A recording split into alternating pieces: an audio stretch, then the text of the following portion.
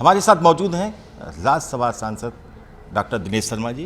बड़ी महत्वपूर्ण जिम्मेदारी दी गई है, संयोजक बनाए गए हैं बीजेपी की विस्तारक योजना के। इसके अलावा कई अन्य मुद्दों पर बातचीत करेंगे। डॉक्टर साहब, विस्तारक योजना की बड़ी जिम्मेदारी दी गई। अब पहले भी संगठन में कई महत्वपूर्ण पदों पर रहे, कई राज्यों के प्रभारी रहे, ये कितनी बड़ी जिम्मेदारी मानते हैं और आगामी लोकसभा चुनाव के मद्देनज़र आपके ऊपर कितनी बड़ी जिम्मेदारी दी गई है? नहीं जिम्मेदारी कोई बड़ी और छोटी नहीं होती।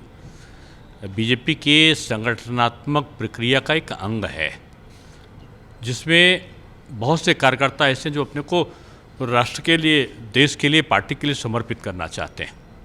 इनको विस्तारक का नाम दिया जाता है कि वो कहीं भी जाकर पार्टी को संगठित और समन्वित करने के लिए जिला संगठन के विभिन्न मंडलों का, पदाधिकारियों का आपस में समन्वय स्थापित करने के लिए काम करते हैं। तो ऐसा पूरे देश के लोकसभाओं में विस्तारक योजना के अंतर्गत उनको काम में लगाना, ये संगठन का ही एक अंग है जिसको संचालित करने का अवसर मिलेगा।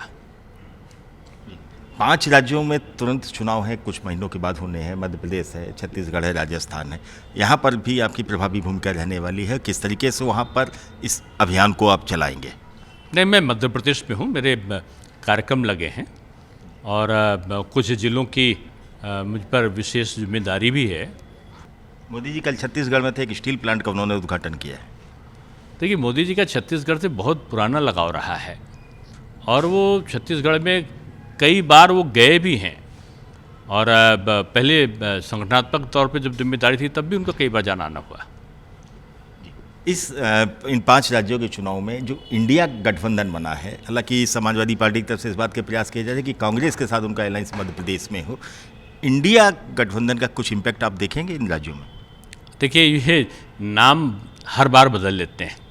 कभी यूपीए हो जाते हैं, कभी बसपा और सपा का होता तो महागठबंधन हो जाते हैं, कभी ये लोकतांत्रिक गठबंधन बन जाते हैं। ये हर बार अपना नया नाम रखते हैं क्योंकि इनके जो क्रिया और कर्म है, जो भ्रष्टाचार है, जो इनके जनता के प्रति जवाबदेही का भाव ना होना है, उसकी वजह से ये हर बार जनता का कोप भाजन न बने, एक नया रूप धारण करके आ जाते हैं। ये जो घमंडिया है, इसका घमंड चूर होना है 2024 में। ये भी तरह तरह के सुगुफे छोड़ेंगे। पहले आप देखते थे कभी जहाँ चुनाव आता था तो कभी कोर्ट के ऊपर जनेऊधारी हो जाते थे और जनेऊ धारण करने के बाद गोत्र आ जाता था। कभी भाई बहन पर्यटन पे निकल जाते थे, गंगा मैया की सैर। कभी टोपी लगा कर और वो रोज़ा अफ्तार करते थे। अब तो बजरंगबली के हनुमान चालीसा गा रहे हैं।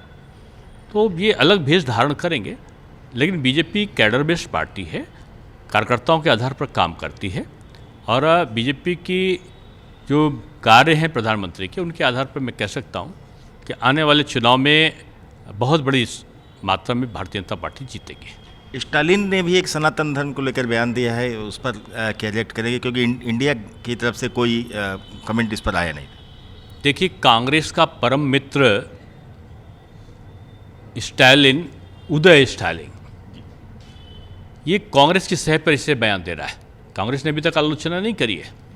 कांग्रेस तो पहले भी कह चुकी है कि राम सेतु बंद रामेश्वरम है ही नहीं। कांग्रेस पहले कह चुकी है कि राम जी का अस्तित्व नहीं है, श्री राम जन्मभूमि का कोई उनके पास रिकॉर्ड नहीं है।